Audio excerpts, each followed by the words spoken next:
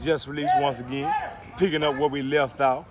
One more boy, straight up out that clock. Yeah, straight up out that clock. Hey, beautiful day. Up in H-Town. Up in H-Town. Up in this clock. Yeah. APT, Alameda Plaza, Texas. Yeah, everybody just, chilling and just experiencing this beautiful day. But once again, I'm gonna give it to my boy and let him take it from here. Just letting us know a little bit more about men and women that done been to prison, ex-offenders that done come through y'all show. Okay. Well, yeah.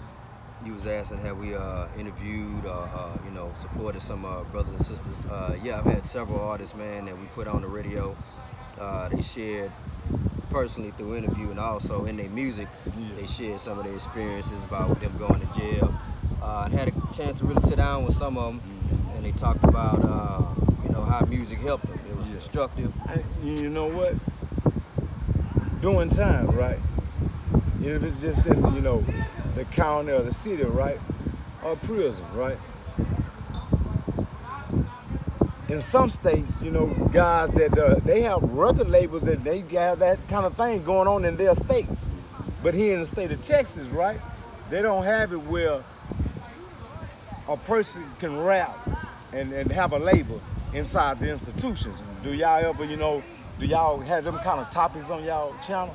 Never really talked. I never really knew that. Never talked about that in that aspect of it. Yeah. But about some of them getting out and starting their own labels or joining a label when they got out. A lot of them were successful. It was constructive. It was something for them to do and something for them to express. Some of their experiences creatively. Yeah. So that makes good music. When people talk about real stuff, real life, people going to prison and talk about, matter of fact, this guy is not a rapper, but I interviewed this guy named Mark. Forgive me, Mark, if you see this and I'm saying your last name wrong, Badzula.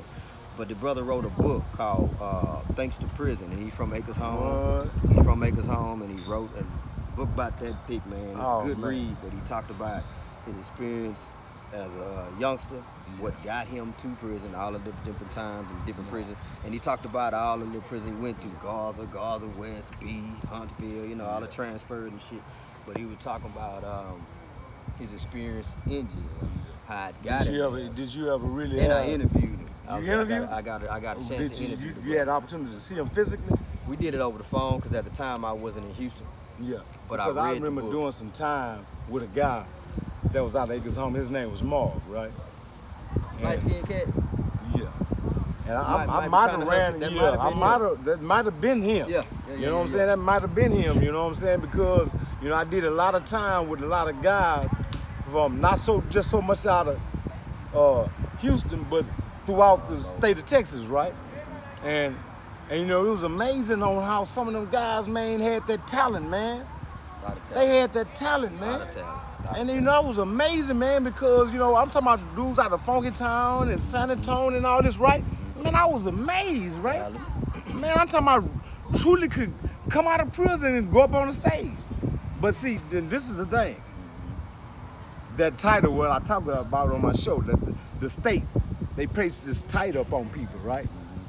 They place a title up on us that, could hurt us. That can hurt us, right? Murder cases of individuals. Men and women that done been placed in prison, right? Or with life sentences. I was just communicating with a guy. That's out of San Antonio. And what he's trying to do, he has a channel up there. And he had given his channel, he had given his life sentence back. And these things don't just take place. They happen. They happen. And when you can be like a rapper and get out and be successful. Because see, this is how I feel. I feel that the public doesn't show the good things of ex-offenders or what they're doing. The successful rate. They are always showing that down rate, that rate that people done, what they doing, oh, he's an ex-offender. Right. And not challenge. This is what I want to do. See, I want to show the men and the women of what people are doing successful after prison life. You see what I'm saying? And it's, like I say, this is so much appreciated to be able to meet you like this here. Because I didn't even know you, right? I didn't even know you, but Evans did. Same way. And he's younger than us. Oh, yeah, shit. We went to school together. Hey, oh man, but look here. Check this out. Because I don't want this to just be a one-time thing. And being that you out the clock, and I'm out that clock, Already. and you know I'm an APT dude. Already. I'm an APT. And I meet the players of Texas. Would you like to do this again? Anytime. Because it's so much we can't get it all in one day. God. Cause we gonna reminisce about this club. And shit, if I can get some artists, man, pertaining to getting, been locked up and they successful, I'm gonna push them through you. Hey man, and that goes in so much of a present, man. That goes so much of a present because you got these dudes out the north side, the east side, the west side of this H-Town. And we ain't gonna leave you guys that's outside of our cities because guess what? You experienced the arguments, witnesses, dudes, men in that jailhouse right downtown, arguing about some of the smallest things. Some of the smallest things, man. It's amazing what takes place in these walls of confinement. And that a lot of people don't know that goes on outside here in the free world. It's a whole nother world inside there. You know, and it's amazing, man, because we all together in this. We all together in this. Cause I'm trying to push up what the state been trying to push them down. Trying to push them down. And I ain't just talking about a black man. I'm talking about all races of people. All races of people, man. Everybody. And like I say, we do interviews. We do interviews. So you're saying that if somebody got out of prison and they're an artist, an author, or whatever, they can contact you for a connection to him to be placed on the radio station for radio station placement. Matter of fact, see, because if you watch Just Release, because this just on Just Release, you can get the information from this guy of his show right now. So check me out online, djriskk.com. Check me out on there, leave me a line. Let you know how we can help you and support your artistry, what you got going on. And anybody that already has contacted me, now I got a new platform to introduce them to. Y'all come get that interview with Just And don't Release. you make beats? Make beats too. I'm a producer, audio engineer. If I can help some of these artists, let me know. Give me a shout. We got some fire for you. Yeah. How they contact you again? djriskk.com. And you can leave me a line on there. I'll get back to you ASAP. You got a lot of new beats for artists to jump on, don't you? Yeah. You got some new tracks, man. Would love to hear some artists spit on it. And about how long y'all been doing this? Shoot, first time I went to a real studio was 1998. Some of the guys that I crossed paths with, man, in the music from H-Town, man. Kiati, Slim, Paul, Millionaire, Zero, man. Big Tho, a lot of these cats, man, all started out right there, Just Joking. Yeah. Just Joking on Southwest. A lot of people don't know, man, that was an epicenter for all the cats. Everybody was there, man. Yeah. I Leader, the comedian, Nephew Tommy, Dez, all these cats, man. It was amazing to be able to live long enough to see how everybody, since this show is about success, and a lot of those guys have been incarcerated. A lot of those guys been through the system. Yeah. And we can see the success rate in action. For example, that boy Roe, he been locked up. But we see cats like that had a success rate by sticking to the plan, sticking to their God-given gift, their artistry. We out here at the clock, we got our own our own Big Mellow. You know, we got Bub with About that SUC. APT. You know what I mean? Straight up out that APT. We got cats, man, that 3-2, Mafio, you know what I'm saying, Waltz Nest. We got a lot of artists, you know, known and unknown, straight up out this hood, man. Clark. Now, I hear about, Waltz Nest. And what was that? Jonathan Coleman them, JC them, what, that was Waltz Nest? JC, Big B, Mafio, Head, yeah, that's Waltz You Nest. know what? And I had an opportunity the other night, right? I was over there off of Dalmatian. I was over there and I was telling this dude, right? I was telling him about Joe Coleman, man. Yeah. I was telling him about Joe Coleman, and, a lot of people in the Clark don't know Joe. They didn't know who Joe Coleman was. That was Ronnie Coleman and Johnny Coleman, them brother. Straight about that mountain. And a lot of people didn't have the opportunity. But tall dude. He was kind of tall, but I know Joe Ward, that boy's big parties out it here. was Joe Coleman. See, they stayed off of the Dalmatian over there. And I had opportunity. That's who I grew up with. Them boys there over there, Smitty and all them. I had opportunity, to grow up with them over there out in this Clark. And I love talking about that Clark, right? Yeah, man. I love reminiscing about that Clark, especially this plaza, right? Because I'm old school. And I come up at a time where we was getting it. We was getting it. And I ain't just talking about squabbling and all that. We was getting paper out in this Clark, man. We was getting paper out in this Clark, man. And a lot of them guys out of 3rd Ward, 5th Ward, in South Park and Sunnyside, they was already established. With the guys over here in the Clark, we wasn't established, so we had to go through it. 90s. Yeah, in the 80s with me, Late and the 80s. 70s, right? So, a lot of people, they don't know the names of Smitty, Bigger Bailey and them. The Bigger Bailey and they was out that park. Give us a story with Smitty. Oh, man, my boy Smitty. See, if I go there with you, Evans, if I go there with you with the Smitty's story, all you had to do is go to the Rhinestone. Smitty was there. Smitty was there. As a matter of fact, I remember the night. We was up here in the park. We was shooting dice, right? And back in the game, it was real rugged over here in the hood, especially up here at the park. And we was up here shooting dice. I got a partner I grew up with. They called him Patty Wayne, right? My nigga. They called it. That's my boy. That's my boy. And check this out. We all, me, him, and some older guys, Big Bear, another guy named Wilson. We all shooting dice. So we hearing a sound coming from down the street now. This the 80s, right? We had been hearing about them Jensen equalizers.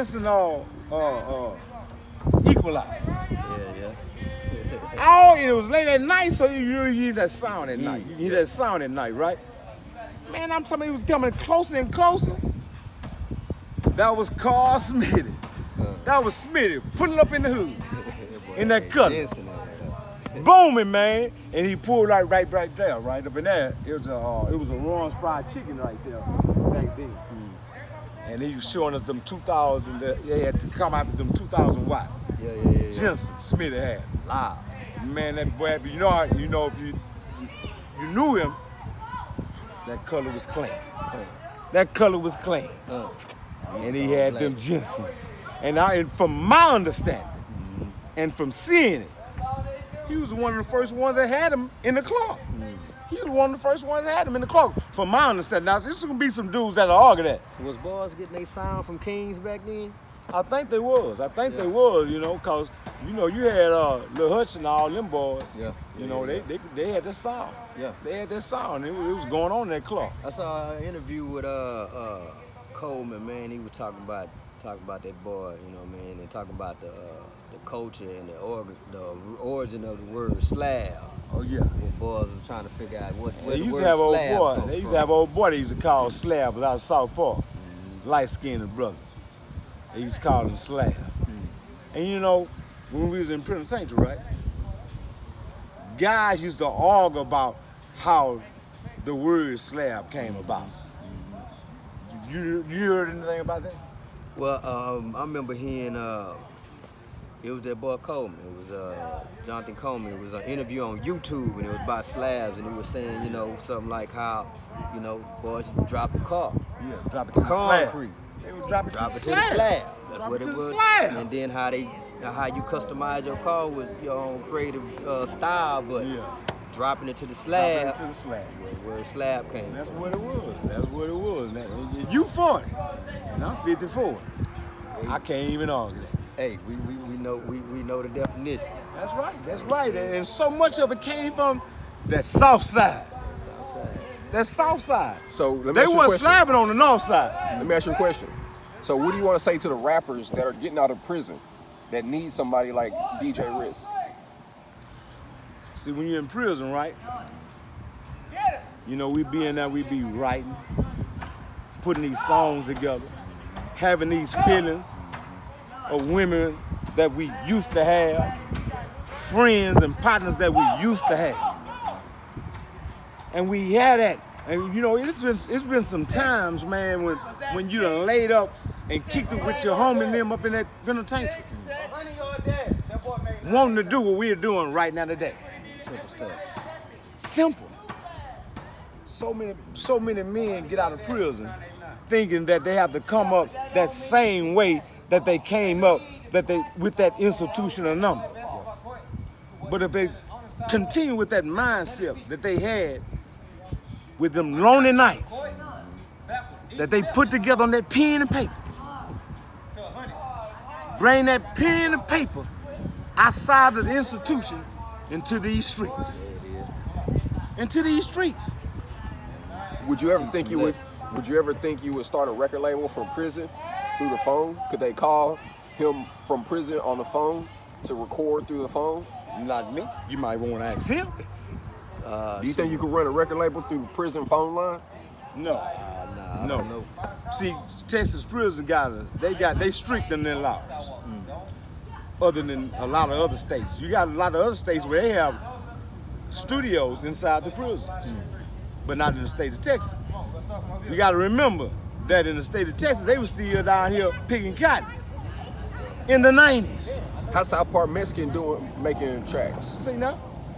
You asking a gangster, man. You asking a gangster questions like that. You even ask this man. Shit, I don't know how SPM doing it, man. Boy might got the bread to do things like that. You think Having he that dope? desire. Having that desire. You figured it out. Like you say, had a desire to do it. And that was another thing that you touched on, man, that sparked when I interviewed dude Mark out of Fofo. Toward the end of the book, he started talking about like, okay, man, I can't go back out here in these streets and doing what got me locked up. You know, at that time, I think he had did about 20 by that time. So he was just like, look, it's time for me to do some different things. So part of his book was dedicated to ideas that he maybe got from other guys in jail or some things he came up with. He just listed a whole bunch of different things that he said he was gonna do, and he accomplished a lot of those things. One of them was to start a book publishing company, and he started writing books. And also he was talking about another hustle that came in his mind when he got out. I think he might have did it. Ice cream truck business. That's one of the things I specifically remember him talking about, breaking down what I need to buy, how much money can I make. But just concentrating on one thing, one hustle, start right there. And the desire, that's a strong word you use, the desire to change and just figure out how to do it. You know, figure out how to make it. Is there anything you want to say to people getting out of prison that needs a producer like you? Hit me up on my website, man. I love to share some of this music. Like I said, you know, I produce, and I got a lot of just instrumentals, man. I need some people's thoughts on, some people's experiences on, some stories. I can make the beats, you know, man, but a beat come to life when you got a voice and somebody's story on it, man. That's how good classic albums got created over time. People putting their real life experience. You got people that can write some fictional stuff that they ain't really did. They might be speaking for somebody else. That's cool. But it's a little bit more authentic when you talk about your life story on the beats. All right. Hey, man, once again,